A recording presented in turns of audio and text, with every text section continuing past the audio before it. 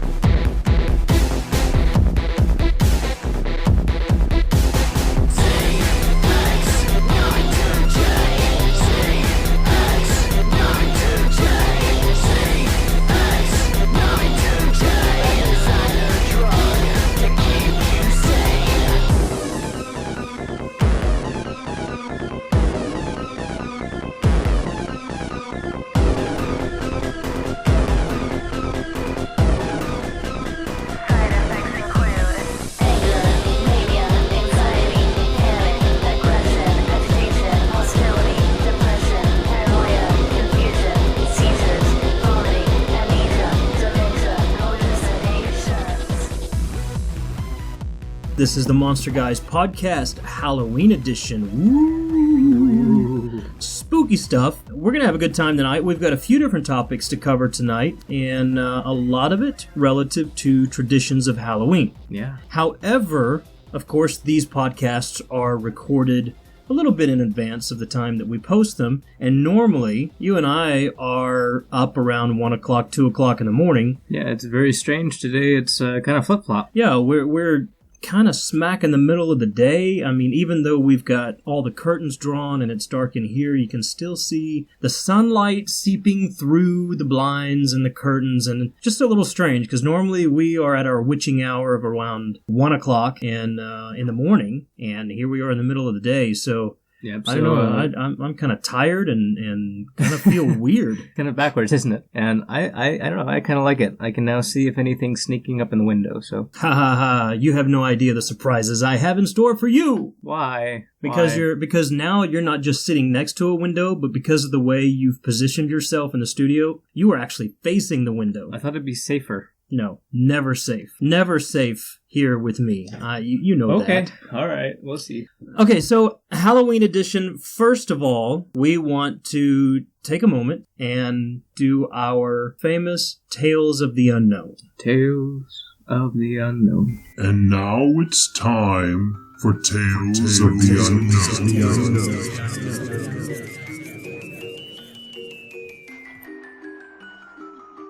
On this episode of Tales of the Unknown, we have something that, in my opinion, I guess it would be kind of serious back when it happened, but it seems kind of comical talking about it now. But in July of, 1518, you said? Yep, 1518 July. We had a phenomenon take place in Strasbourg, France, called the Dancing Plague. Yeah, we see a lot of weird stuff with what we research. And To say the least. We don't even have to be researching monsters and weird stuff to see weird stuff. Weird stuff is just happening. That is very true. This actually made me do a double take. I don't know what I was looking for that day, but I came across this story and kind of laughed it off, to be honest, as something that was just kind of quirky and weird. And then, out of curiosity, I dug a little bit deeper and found out that it was a very well-recorded event of mass hysteria, as far as we can tell. But basically what happens is a woman named Frau Troffier walks into the street and begins to dance very feverishly, which is not weird unto itself. I've been known to walk into the street and dance feverishly. It's a little weird. Okay, maybe it's weird. The weird thing about this one, though, is that she had no joyful look on her face. It was kind of a blank expression. So she just kind of was thrashing about, and it was, it wasn't like a seizure or anything. She was actually doing a dance, but it was very strange. Ladies and gentlemen, we have our very first recorded goth dance taking place. A woman dancing feverishly in the street with no expression or emotion showing on her face. That is goth dancing. Thank you very much. Oh, and it gets even more heavy metal and brutal in a second, too. Okay. Anyways, she's dancing by herself, which is odd enough. That's not odd. Dancing by yourself is not an odd thing, In Michael. the middle of the street. It's not an odd thing. All right. Either way, it becomes strange or more strange when more people start to join in. Okay, now we're moving outside of the realm of gothic dancing. Well, I thought gothic raves. Well, yeah, maybe so, but okay. But So more people join her in the street. Yes, several people joined her by the dozens. Actually, by the end of the week, I think there were like 30 people that had started dancing, and they didn't stop. This was a night and day event. They did not stop dancing. They kept going. Around the clock, a woman starts dancing feverishly, no emotion showing on her face. Dozens of people join her. By the end of the week, 30 people, you said? If I remember correctly, 30 people. By the end of the month, 400 people had gotten swept into this movement, at least, from what the records say. Yes, it's very strange. People, and this was going on continuously. Yeah, there was not a stopping point. And at first, thought was, demonic possession or something. And then the physicians were called in when people actually started to drop dead, because the human body can't do that. Okay, now we've crossed the line. I mean, this is dancing to death type stuff. I mean, people around the clock, over 400 people recorded here dancing, and they start dropping, and not with the beat. They started to drop from just exhaustion. The records say that people were dying from strokes, from heart attack, dehydration because of what they were going through. Frau herself. Frau, what was her name? Frau Truffier. Okay, so Frau Truffier. She was said to, the human body was not supposed to be able to do this for 3 days straight, I believe they said, but she went on for 4 to 6 days before dying. And it's strange to me that the record says 4 to 6 days. I kind of have to wonder if she died on the 4th day and kept on dancing until the 6th. I don't know. Wow. Dead men can dance. So she dies and other people just keep going? Yeah, they so kept she on going. died after like the first few days of dancing, and then more people joined in. More people continued to join in, even though the leader was dead. Over 400 people. It was a mass hysteria epidemic, if you will. And the weird thing to me is how they prescribed a cure for this.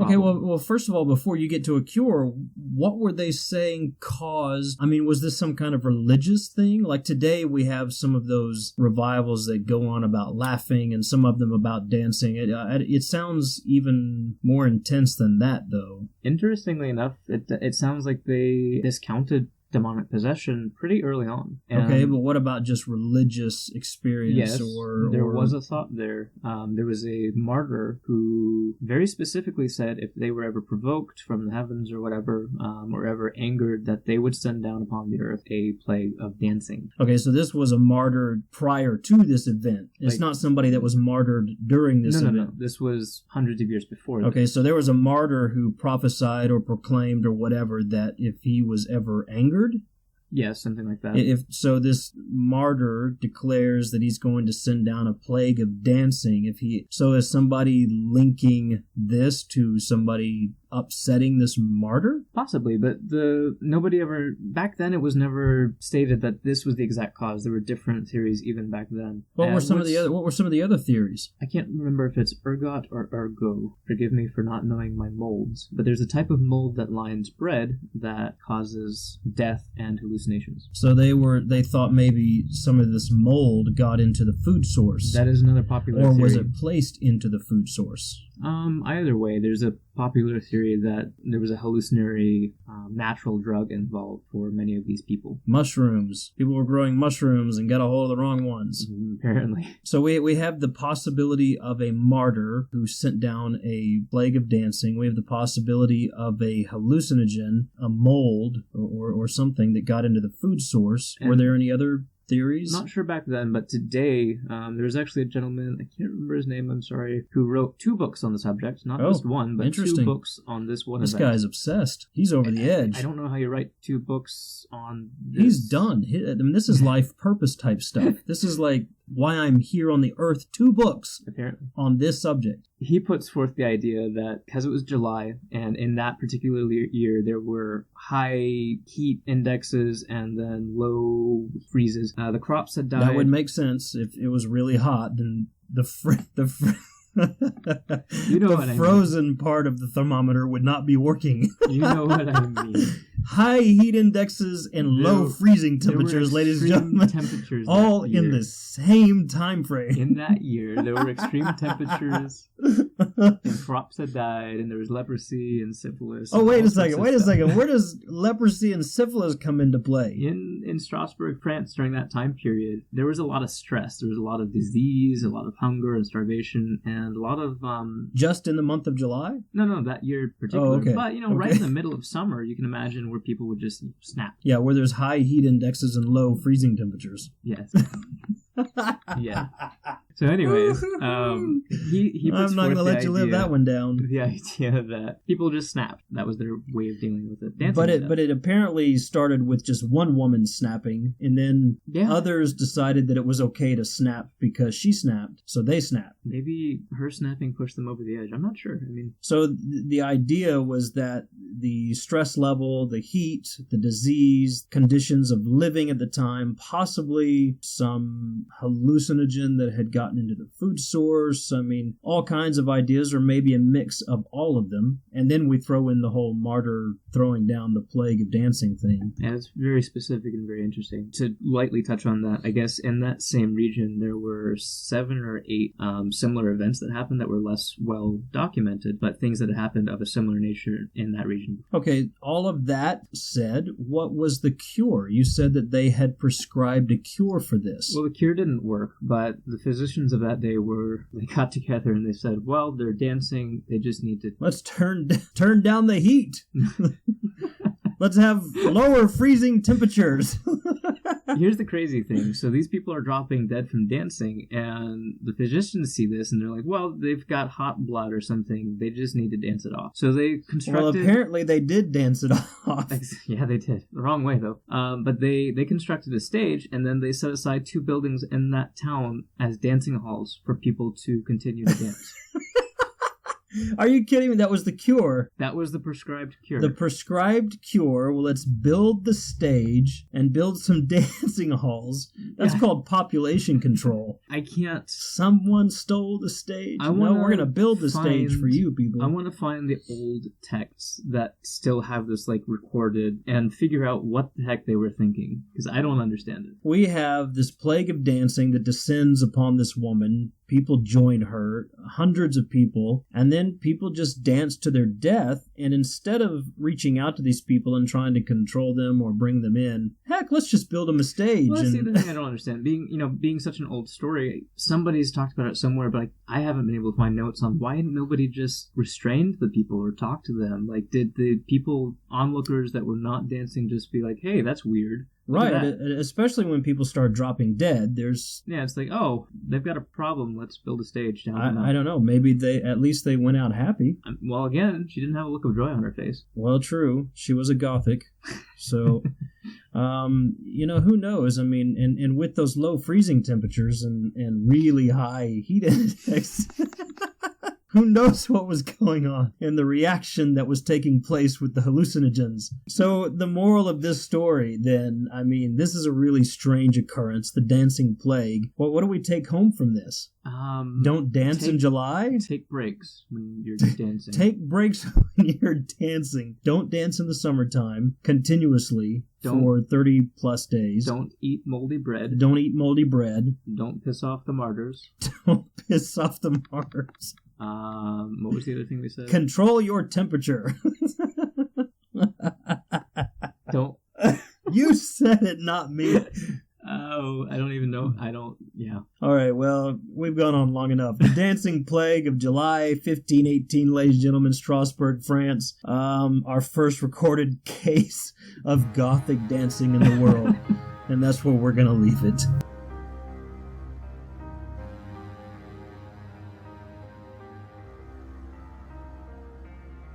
All right, that was creepy enough for Halloween, I think, and let's move on. First thing that we want to dive into, we're going to talk about 3 or 4 different things today that are associated with the traditions of Halloween, but we're going to go a little bit back into history and find out where some of these things come from. Some of it is common knowledge if you're willing to do your research, but not a lot of people know the history of some of their Halloween traditions. And even those that do know a little bit about the history may not know a little deeper information about those traditions. Yeah, I think we have a couple fun facts to throw in there that a lot of people will pick up on in pop culture now that after they've listened to this podcast, looking back into some of those fun movies and Halloween traditions. Yeah, so the first thing, let's jump right into it. The first thing we want to talk about is masks. Like Jim Carrey? No, not Jim Carrey the mask, but masks that you wear. Like Halloween. Well, he wore a mask. Yeah, I know. But you put on masks and dress up for Halloween, and you're a mask aficionado. You've got masks hanging all over your room, and we wear a lot of masks. They keep the monsters away.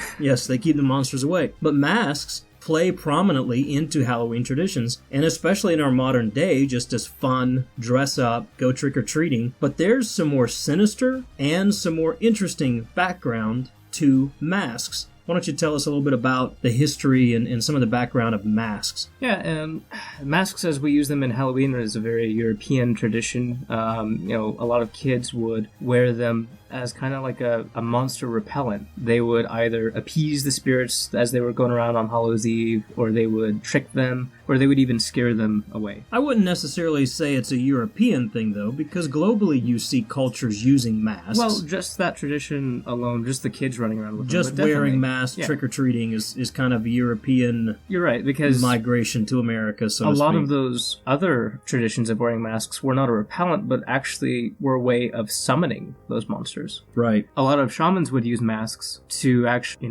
summon the monsters to them, not monsters, but they would summon nature spirits or other spirits for their practices and their rituals to draw on their power. Yeah, shamans and other religious leaders or medicine men, medicine women, leaders in a culture or a tribe or society that used or still use. Some of those people believe that masks inherently hold a great deal of magic or power or ability to intervene with ritual and exercises. Yeah, there's definitely something mystical about putting on that mask and kind of becoming that other persona.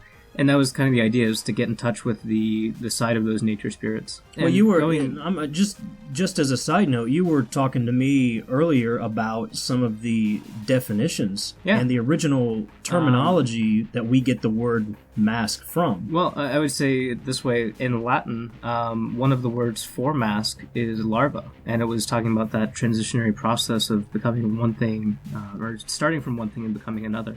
Yeah, so the larva, just like a worm or caterpillar to a butterfly type thing, you start out in that cocoon, in that mask, if you will, and then transition into something very different. Right, and another word for mask in Latin as well was persona. So, I mean, you would take on that persona when you would put that thing on. There's a lot of implications between those two original words, larva and persona, when dealing with masks. And it's almost like, we were talking about in our shape-shifting podcast about werewolves and berserkers. You put on the bear pelt, you put on the wolf pelt, you put on that belt made out of wolf's fur, and you are thought to become that animal. It's a becoming process. The same thing with masks. You put on the mask and you are becoming. Yeah, and the same thing does happen in folklore oftentimes, even if you're just getting in touch with the spirits. Some cultures actually take it a little bit deeper, like in Japan.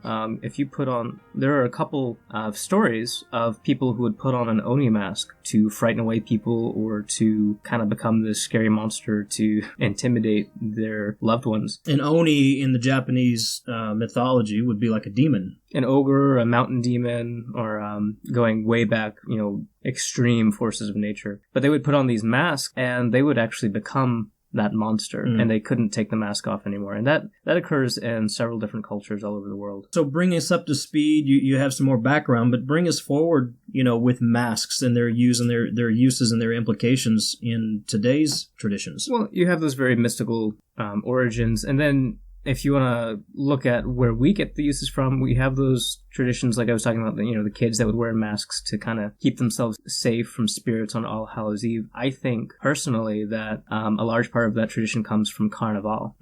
How when the Venetians would wear masks, and they did it for the purpose of blending the different classes. It was a very stilted class system where you were either lower or you were higher, and they would put on these masks and nobody would know. And it would all go away. Yeah. You could level the playing field for the purpose of parties and celebrations and I even think ritual. For us, that was a very big party for them. And I think that's really stuck with us to this day. Yeah, obviously, kids put on masks, or even parents, families dress up, or you're going to a party, you're going to a ball, a Halloween ball, or a masquerade, or anything like that. You dress up, you put that mask on, everything changes. Yeah, nobody cares who you are. I remember one year when you and I were hired as the doormen for a big Halloween party. Ah, that was fun. That was a lot of fun. But I think you were like the Grim Reaper and welcoming people into the door. I actually carved a pumpkin head that year and stuck it on my shoulders. You've done that a few times. That's one of your famous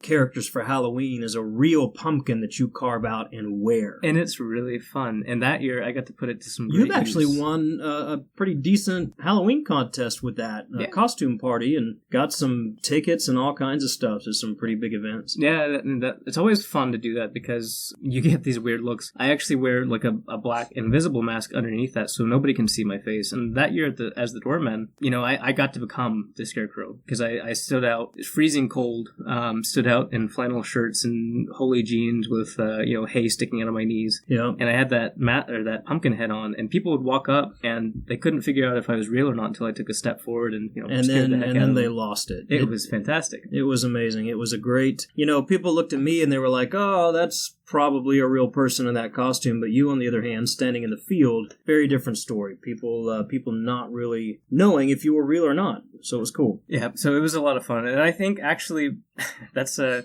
next point is scarecrows, another big Halloween tradition, something that you and I are both pretty fond of. Yeah. All right, yeah, so the next thing we'll talk about is scarecrows. Scarecrows play a lot into autumn and harvest time and just naturally Halloween celebrations. And I actually love the character of the scarecrow. A lot of times when I'm playing games such as King of Tokyo, we have the additional game set that I like to play the scarecrow. The Halloween expansion pack. Yeah, you always play as Pumpkin Jack. I love Pumpkin Jack. I love things like Nightmare Before Christmas, even though, he's not pumpkin, there's that implication that really lends to that character. And I love pumpkins, I love scarecrows, I love pumpkin carving. That aspect of Halloween and the traditions that we celebrate is not only a lot of fun, but it really is artistic and very creative. But the scarecrow isn't necessarily always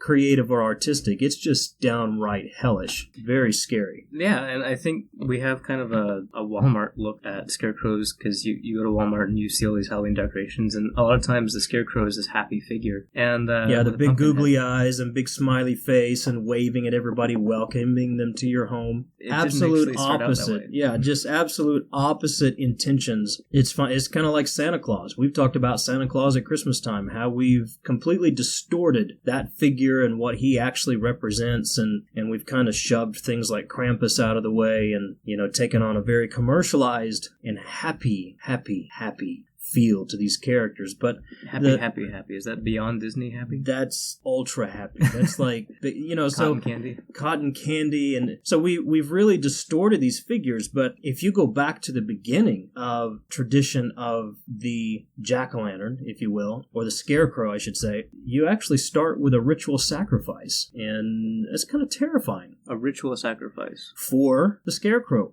Go back in history, the scarecrow began as a harvest sacrifice. During that time of the year when people, either a harvest or a planting period, when people wanted to seek a fuller crop or a better crop, or scare away spirits, or even just scare away the birds, they'd use a scarecrow. Well, it wasn't really a scarecrow like we know scarecrows today. It was actually a human sacrifice that they would hang on a pole and stick in the middle of the field. And the blood of that sacrifice would drip down into the earth and actually serve as a blessing, or sometimes a curse, but usually for the people doing it, it would serve as a blessing. It would serve almost a fertilizer, if you will, from a spiritual sense, for the crop to come and blessing the ground. So you have the scarecrow that actually was a ritual human sacrifice. Not sure, really. I think we talked about this, maybe digging deeper into this later on, but I feel like for some of those cultures and some of those societies or tribes or whatever that would practice this, perhaps it was a voluntary sacrifice where the person would give themselves to this blessing. I was about to ask that, because it's actually kind of a common practice in some of your Scandinavian and your older pagan traditions, isn't it, to have that, that sacrifice to the gods or sacrifice for the land. Yeah, and some of those practices and those rituals is where we get a lot of the, what would you call it, like the satanic scares of modern society, or, that kind of stuff that was blown up in the 80s and 90s. But, going back into history, it was a ritual sacrifice to put blood in the ground. And then that body hanging in the field also served notice to spirits or to animals and other to go away. And you look at Japanese tradition, there's what is known as the Kakashi. And Kakashi, is that the dude from Naruto? You know a lot about this one. You're a Japanese folklore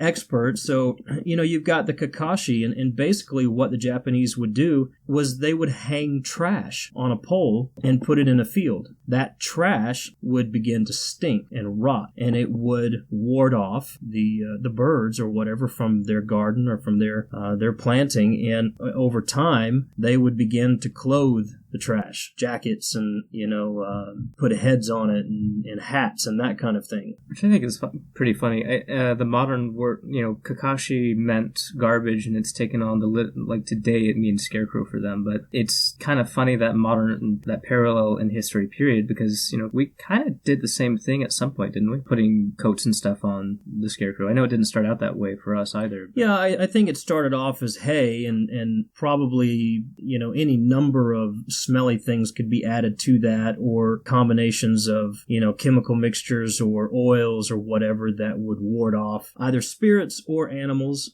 Just like today in gardening, if you talk to somebody who really knows what they're doing about gardening, there's things you can put around your garden to ward off animals. Things like rabbit hair, or, some people plant fish in their garden, to help with growth, and people put different animal hairs around the perimeter of their garden to ward off, or urine or other things, blood and everything around gardens. It helps, it does the same thing as what that scarecrow would do. Right. It would protect and ward off. So there's a lot of traditions like that are out there that might not necessarily be a pumpkin on a stick, but serve the similar thing. Right. So, yeah, we do that, and eventually what you find to make it a little bit more appealing is you put clothes and a happy-faced pumpkin on top with a really cool straw hat, and then all of a sudden your neighbors don't freak out because you've got a boneyard next door protecting your corn. Well, I remember looking at one source, and I guess this is a source that nobody could actually verify, but somebody somewhere had said something about, the Japanese using like rotten meat to hang on walls and scare things away as well. But again, that was unconfirmed, and I think just like a cool idea more than anything else. Yeah, and I think it makes a lot of sense. One of the things, you go back during the Dark Ages or the medieval period of history, what you find are children being hired out to actually walk through the fields, and they would carry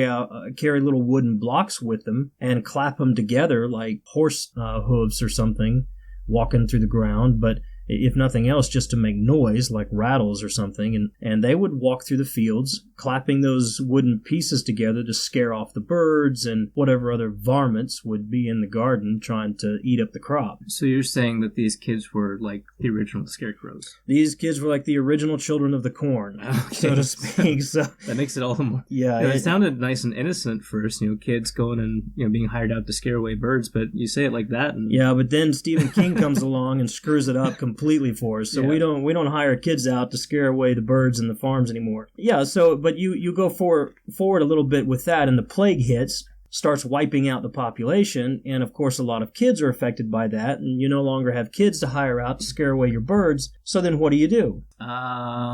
You put a scarecrow. Well, you could set things on fire, but that might be dangerous for your crop. But you put a scarecrow out. And in that time period, we didn't use pumpkins because this, of course, is a European tradition.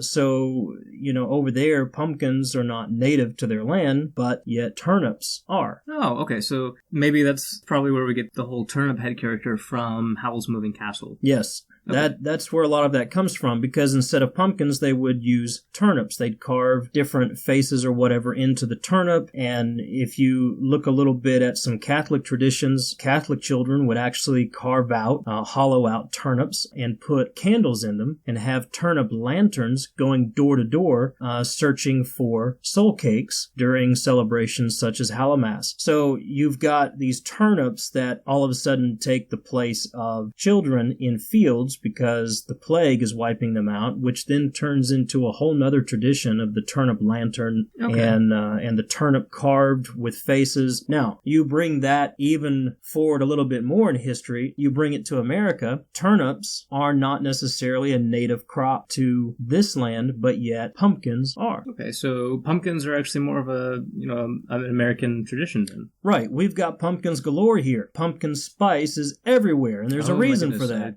I know it right now. It started out with pumpkins. Turnips were replaced by pumpkins because of the ready availability of pumpkins, and they were just as easy, if not easier, to carve out, to hollow out, and carve those faces and put lamps or candles inside of it. And then what we now have in America and in Western culture is the jack-o'-lantern. So you've got that that picture of Pumpkin Jack from King of Tokyo. You've got, the pumpkin-headed scarecrows that started to become a thing. And I kind of wonder if Washington Irving's tale of the Headless Horseman had anything to do with that. Here's what I think is that you go back to some of that Irish legend of the Doulahan with the fairy folk that we've talked about before, and you bring that forward, Washington Irving with his story Sleepy Hollow, and it was very natural because it's spooky. Yeah, and I think if I remember correctly, while we were doing research for this topic, I think somebody pointed out that it was actually the people who chose pumpkins for carving, a lot of those happened to be Irish immigrants as well. So I could definitely see where the Doulahan, the Irish Headless Horseman, would carry over and kind of mix with those cultures pretty well. Yeah, that influence carries over very naturally. And here's another interesting thing about all this. You go back to the origins of some of these names and some of these tales, and you start off with boggarts. Boggarts, which are like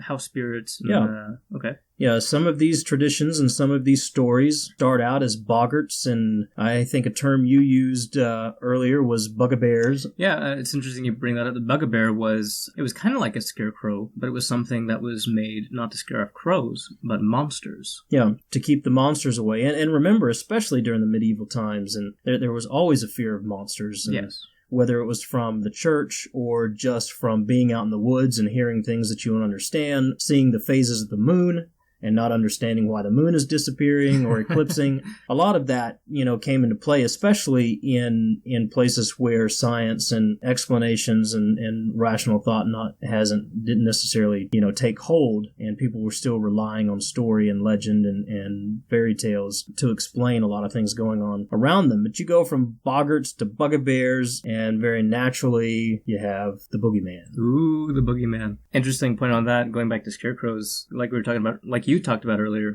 you have Nightmare Before Christmas, and you talked about how Skellington Jack kind of wears the pumpkin-headed costume at first, but don't forget who the main bad guy is in that movie. Mm-hmm. Boogeyman. Boogie, who is a boogeyman, but what is he made out of? I mean, he's basically a big scarecrow. Yeah, a really big scarecrow. Yes.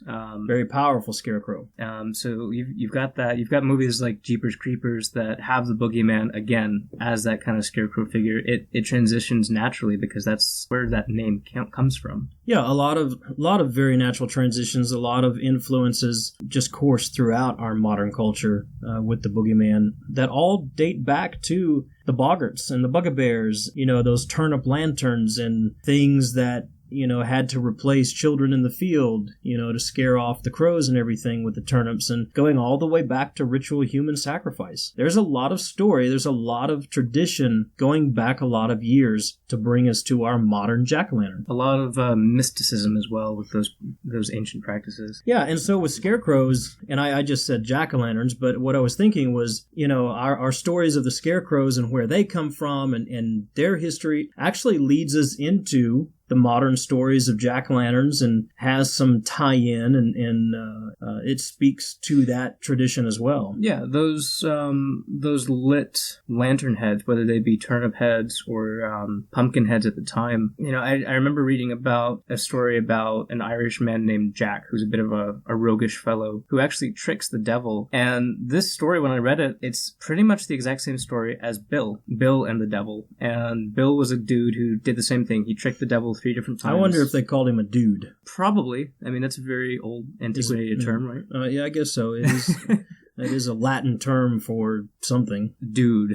Latin for... I don't even know. Okay. Both of these guys kind of have the exact same story. They both enter into a contract with the devil. The devil is like, I'll give you this enchanted item in return for your soul. And the first time, he actually uses the enchanted item to trap the devil and gets the devil to go back on his contract and, say, I'm not going to get your soul. Now, are you talking about Jack or Bill or kind of a combination of both? It's kind of the same story. That's the thing. A lot of people say that, hey, this is the origin of Jack-o'-lantern. Really, this is the exact same story of Bill, or Will of the Wisp, which we'll get to later. And I think, honestly, that people prescribe this to jack-o'-lanterns after the story was already in place. So I think it's something that, history kind of got mixed up on, but it's still a cool little tidbit. But anyways, the devil, being who he is, didn't want to let a human get the better of him. So he goes back another time. And the same thing happens, and he goes back a third time with another enchanted object, and he gets trapped again, and finally he just gives up and says, you sir, don't get to go to hell.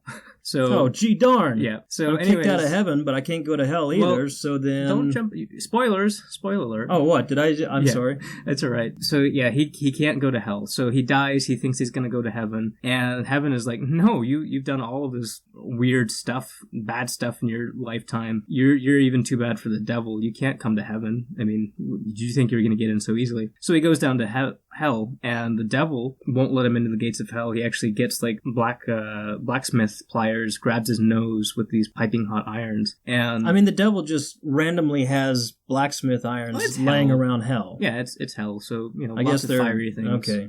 Anyways, The tools from hell, ladies and gentlemen. That'll be episode number 58 or something. Anyways, I don't know if we want to get into that. He grabs his nose, and this guy's nose is now piping hot. Well, in the Will of the Wisp tale, Bill is sent back up to hell to wander the earth, and now his nose is glowing, and he becomes this little light that leads travelers astray. This is the origin of the Will of the Wisp. And Bill's nose is the little fairy that roams the woods that leads people astray. Yes, very very elaborate and graceful origins. You'll never think of the Will of the Wisp the same again. Yeah, those little ancestral creatures in Brave. Those were people's noses. That could be really terrifying if Bill gets a cold and is constantly sneezing through the woods. I wonder if his nose is burning. Does he sneeze fire? Oh my gosh. So anyways, it's kind of the same story, but for Jack-o'-lantern, he just goes back up and he's this glowing pumpkin head because of those turnip heads which I don't really know which is more terrifying, the glowing nose that roams the woodlands or the glowing pumpkin head. I still think it's the pumpkin head. To me, I would look at the glowing nose and kind of laugh at the poor guy. Yeah, pumpkin glowing angry face, that can get pretty scary for people. Right. So that's where we get the term jack-o'-lantern as well, and the term itself is British, I guess, comes from the people who would carry around lanterns at night as watchmen. And that actually got prescribed onto the pumpkin-headed guys later on when that whole turnip carving tradition was brought to America. So there's a whole mixed mash of cultures that brings us to this awesome legend that we have today and this awesome visual that we have. Yeah, and overall, talking about some of these stories and some of these histories brings us to our modern day season of Halloween and all the fun and the different things that we do during this time of the year. And a lot of people actually look negatively upon these traditions and say that it's a form of devil worship and it's a form of, a cult and this and that and the other. But our modern day traditions of Halloween are steeped in some pretty dark history, and some of it not even necessarily started out as dark, with farms and, right. and gardening and... Well, there's always been a bit of prankster, a bit of pranking. Yeah, that goes a spirit of pranksterism. I think one of the stories that we were looking at about the turnip in England or Ireland, I can't remember which, but somewhere in Europe, a group of kids had carved this particularly gruesome face into a turnip head and then had stuffed it up the chimney and nailed it to the wall there. And so, of course, that blocked the airflow. The house started getting smoky, and one of the women of the house went to go check on the chimney and see what was going on, and she saw this hideous face in the chimney, the column, and freaked out. So, I mean, we've always had that spirit of joking and playing tricks on each other. Yeah, playing tricks, trick or treat. And I think across the Halloween season overall, just things like with that, trick or treat, your masks, different songs and tales around the campfire, and ghost stories. I mean, there's a lot of really fun things that happen during this time of year. I just think if people do a little bit of homework and look at the history, it becomes really interesting to know where some of these things come from. Scarecrow coming from ritual human sacrifice for the sake of a bountiful harvest, or the Japanese putting trash out to scare off the birds, and going back to masks, the way those are used in various cultures, and even the Latin terminology, persona or larvae. Just let that sink in and think about that for a little while. There's a lot of really cool stuff about these traditions. Yeah, you go into a Halloween store and you look at masks and you're trying to decide what costume you want to wear this year, and you think about how people believed wearing bear hides and wolf hides would turn them into those monsters. The origins of putting on those costumes takes on a whole new meaning. Yeah, so ladies and gentlemen, the moral of the story here for us tonight is when you go choosing your Halloween costume, be careful, because whatever you dress up as, that's what you're going to be for the rest of the year. What you're saying is choose the weirdest, scariest, creepiest thing you can find, right? Yeah, because I think you at least become that creature until, I don't know, Christmas or the New Year or something, and then then it all changes. And then the Christmas goblins come and take over, and you've lost your limelight. So it's it's a lot of fun talking about this, and this being a Halloween edition of the Monster Guys podcast. We thank you for joining us, and stay tuned. We'll have some more information after this to share with you. By the way, if you haven't checked out any of our books, Michael and I are authors of Charlie Sullivan and the Monster Hunters series of novels for young adults, and we've also just released our very first collection of short stories called Chaos Obsidiary. And it's an adult horror, dark fiction collection, and you can find all of those books on Amazon or Barnes & Noble, Kobo, Apple, wherever you shop. And I would just encourage you to go check those out. It'd be great little packages of gifts for readers and your friends at Christmas time or even at Halloween. Because one of the things that we do as a family is a Halloween tradition. This is kind of giving a little insight into our personal life, is we like to give gifts at Halloween. We give a trick and we give a treat, and you don't know which one you're opening up. And not to brag on it, but I guess Chaos has just been out for a few days at this point. It started getting some pretty good reviews, and people are eating it up. Yeah, so we're excited about that. 5-star reviews, I think, across the board right now. So far, yeah.